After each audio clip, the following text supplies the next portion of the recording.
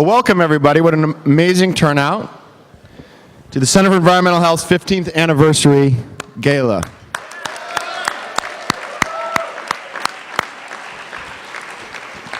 I'm Paul Edelstein. I'm one of the board members. On behalf of the board, we celebrate 15 years of the Center for Environmental Health, the most effective organization in the country at getting toxic chemicals out of the products we buy and the environment that we live in.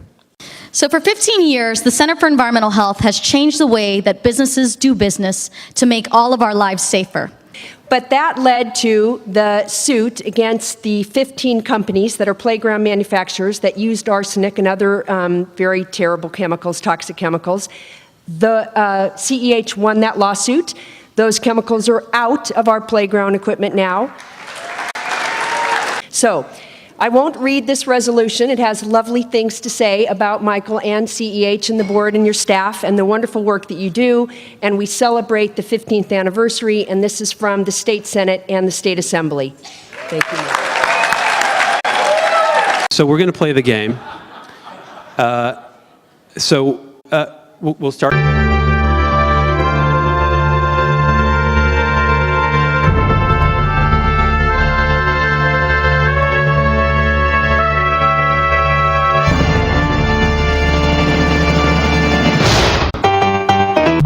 Given the toxic substance found in many vinyl lunchboxes, why would it be ironic to have the image of Superman protecting your child's lunchbox? He's vulnerable to kryptonite, he's magnetically opposed to metal alloys, he can't breathe pure CO2, or he can't see through lead.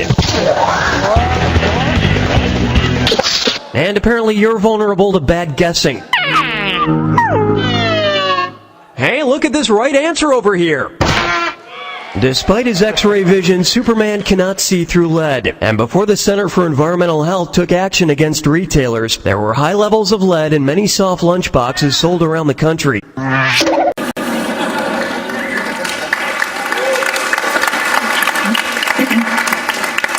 So Danny, I'm going to start off with you. You know, the corporate form is perceived as this evil in society. It needn't be, it shouldn't be. It's got to be a vehicle for change and entrepreneurialism, and I think for benefit corporations can be a big part of that. If you're in the clean energy or environmental community right now, it's pretty easy to feel discouraged. But I think we should take heart, and first, we shouldn't gloss over how much we've gotten done in the last 3 years for clean energy and for the environment. And I'd point to a couple things.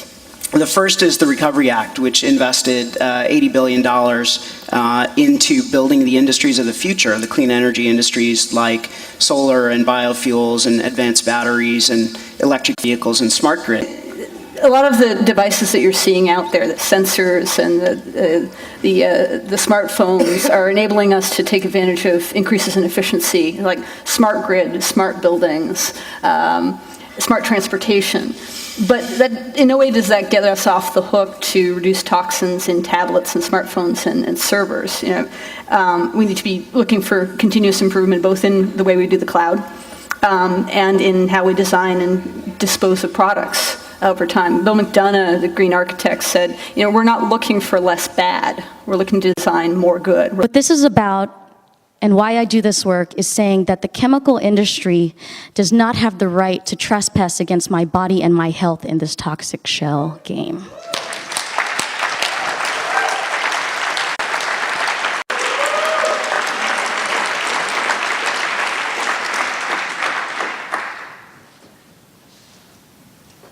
You probably can't see it unless you're in the front row, but this is, first of all, this is my daughter, Juliet's favorite sippy cup. She likes it because it's close to pink. It's the closest thing to pink that she has is a sippy cup. And so that's her favorite.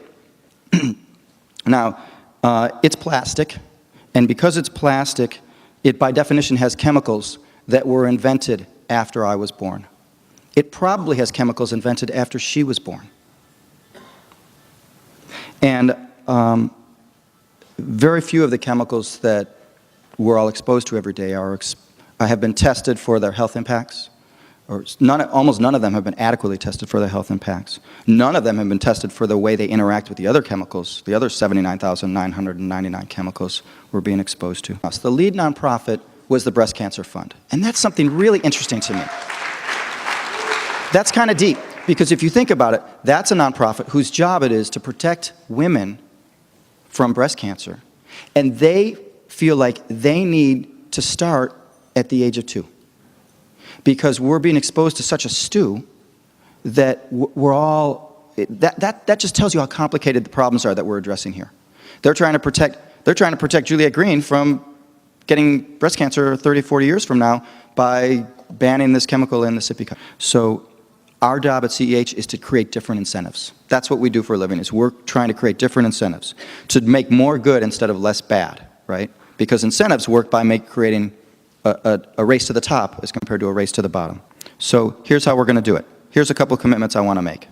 In the next 15 years, we're going to end the shell game, and what I mean by that is that every company will have and share publicly, doing business in the U.S., they will have and share information about the health impacts of what they're doing on us and our children. So that's what we're going to do in the next 15 years. We're going to end the shell game. In the next 15 months, we're going to end the shell game for estrogen-mimicking chemicals in sippy cups and baby bottles.